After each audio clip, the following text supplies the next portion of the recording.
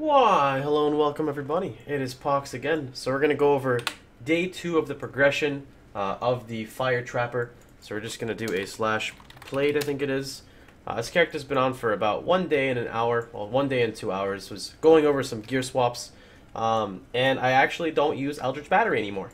So this is the gear swap I just did. If you guys remember, I do end up picking up Acrobatics. I am getting ready for that right now. I literally just dropped Eldritch Battery and went back into Dual Curse. I respec Dual Curse for a little bit. And I'm going to go over the gear that I have really fast, and I'll go run a quick map. In my gloves, I've got Flame Surge, Trap, Fire Pen, Conch. I just crafted these gloves. Everything on my character, by the way, is self-found except for my Carcass and then 2 Fire Pens that I bought. Everything else is 100% self-found aside from that, so you guys can all maintain it. My belt, I ended up crafting. I got a good life roll, had a resist on it. I threw on trap damage, got 18%. My boots, threw on the cold res. My shield, I threw on dex for dex requirements. So when I get a searing touch, I just spec into coordination and or alacrity. Next up, I've got the helmet, which is just life and double res as well. Then we've got a carcass. Carcass simply has... well, Carcass is the first thing I just picked up. So the reason why I picked up Carcass over Searing Touch is the first thing is Carcass is super AoE. Insane AoE. The AoE is actually survivability. If you can kill things farther away, they don't actually get to you. And it doesn't cost any mana. Whereas Searing Touch actually costs mana, because you're going from a 3-link to a 5-link with AoE and Conch, which is really expensive. So you have to make sure that you can support it. Since my shield has mana regeneration on it, you can see it's got 36%. I've got a ring here that I just crafted, which has 48% mana regen, and I will add life onto it later, and my resist will be perfectly fine. My lightning res will drop a little bit. I think I might actually have to work on that when I drop my shield, which I can make up somewhere else. Hold on. 40... Actually, I think I'll be okay. I need 135. 40. Yeah, I'll be a little bit minus, but for the most part, I'm going to be fine. So that's going to be pretty cool. And Searing Touch comes soon. This is the currency I've accumulated after, spending a lot of stuff, buying and selling. And I've got, my shops going up, selling stuff as well. But we can pretty much afford a Searing Touch here. I mean, this is what, 40 chaos that we've got right here. Yep, and the tree progression, as you guys can see, is going to chill right here. I have literally soloed my entire way through on this character, and I'm in a weird point right now because I literally just came on and respec'd my character and was like, can I actually do this? So my ring doesn't have mana regen on it right now. It'll be swapped to the other one. But I'm going to show you guys that I can sustain my mana while dual cursing, while trapping, without Eldritch Battery whatsoever. Without EB. Since, we're going to get Acrobatics, we're going to make sure that we can sustain it. So here we go.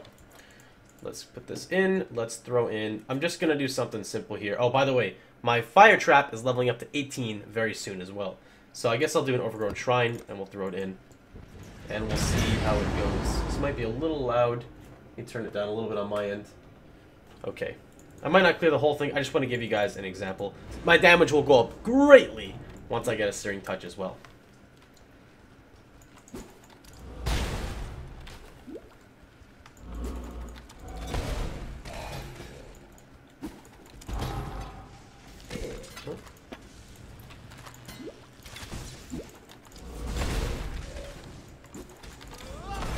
I don't really need to worry about double cursing unless there's a rare usually, but the Carcass, the amount of AoE it gives is nuts, and the AoE, like I said, is huge survivability because of it. Here's a Tormented Rogue. That was the Prolif from 5 years ago that actually hit that guy.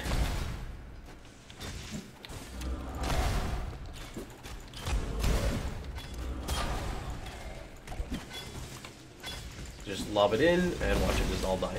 It's great. I love it. And Searing Touch is only going to add more AoE when I get Conch, when I get the AoE in, and then of course I'll run Conch. But if I'm soloing, I might not even need to run Conch. I might just run like item rarity just because it's extra link and my damage will be fine until I start running higher end maps. But Searing Touch itself is going to give me a damage boost, even if it's not on a 5 link. But I want to get the 5 link, like ASAP. Oh, there's a 2-stone. Grab that. So yeah, I'm pretty happy to say, you know, this is my self-found character, and he's kicking ass. I've got good effective life. I mean, I've got almost 5k HP. It's gonna go down a little bit here when I swap out my ring and I swap out my my shield. So I'm gonna lose maybe 300 HP or so. But you know, levels can make that up. That's no problem. But I'm really happy with him. I've got a little bit of ES. It doesn't really do anything, but you know what? When it does, it helps me out with like those Roa charges. Okay. This is a dangerous fight, especially when I can't prolive, so we're gonna try to... Okay, never mind. We're just gonna kill that. That's a crit.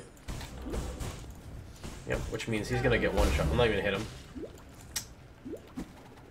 Well, I guess I'll have to hit him once. Wow! There we go. The power of prolive, boys. I don't know when I'm gonna drop Purity of Elements, because right now I'm using it so I can just play around with my gear, if that makes sense. So I don't know... Oh, come on, guys are awesome. I don't know exactly when I'm gonna end up dropping it.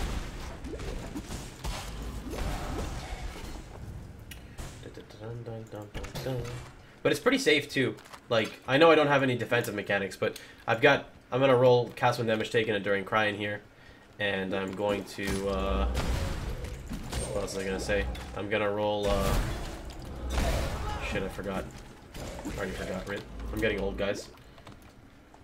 Shit, I don't remember. I don't remember what I was even talking about. I'm gonna roll, Rit.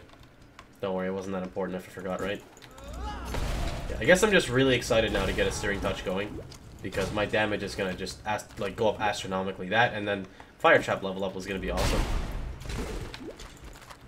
Oh yeah, Acrobatics, that's what I was trying to say. Acrobatics is going to be a huge damage increase as well. The reason also why I run 2 Quicksilvers, a lot of people always ask, is, so ideally you don't want to run 2 Quicksilvers unless you're kind of racing. You want to run like 1 Quicksilver. And the second one would be like a Granite Flask until you get... My preference is a Granite Flask until you get Acrobatics. And then you swap it with whatever you want. Your favorite Resistance Flask, your Jade Flask, whether or not you want to use a, it's another one people like to use, Quartz Flask, anything that you want, you can pretty much swap it for at that point.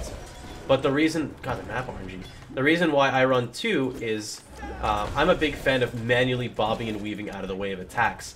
You know, whenever you get that Leaper, the Leaper with like, you know, slow... Like, he's got a slow aura, and then he's naturally fast, and he's just going crazy. The best way is to, like, outrun him and whatnot. Especially as a trapper, you don't stand still to do anything. The only time you're standing still is to get, like, the second curse. So you throw 1, you curse, and then you have to stand still to get 2 off if you wanted to successfully cast. So it'd be like 1, 1, 2. But yeah, that's pretty much it. So that was the map. I think we did it pretty quickly. There's 11 mobs left. I don't really think I took spike damage. Just to go over pieces I fully crafted from the ground up. I crafted this 100%. I rolled it. I got my I got a lightning res roll, and then I augmented life, and then I regold cold res, and then master crafted on mana regen.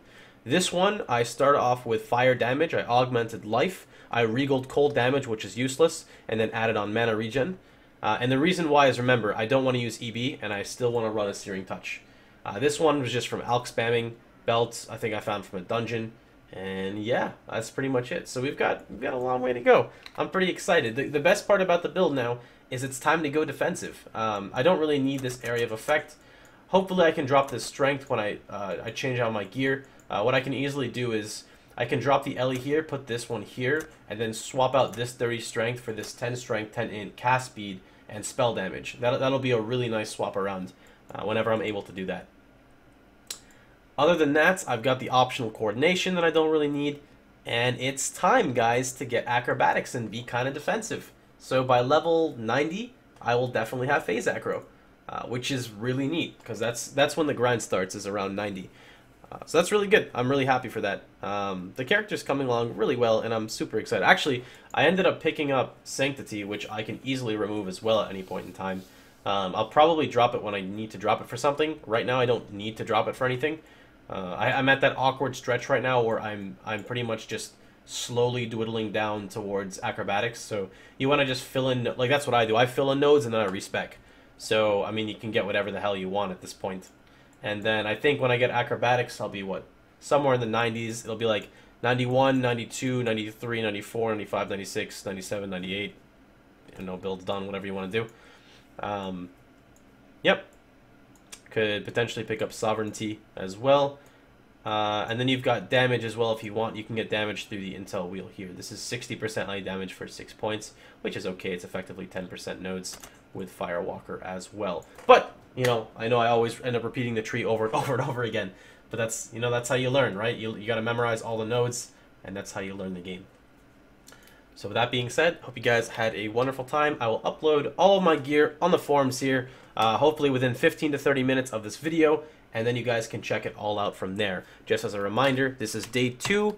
I have roughly 1 day and 2 hours played on this character. So, hope you guys had a wonderful time. Hope you guys enjoyed yourselves. Remember, if you liked the video, feel free to like, share, and subscribe. And check me out on Twitch at twitch.tv/Pohx.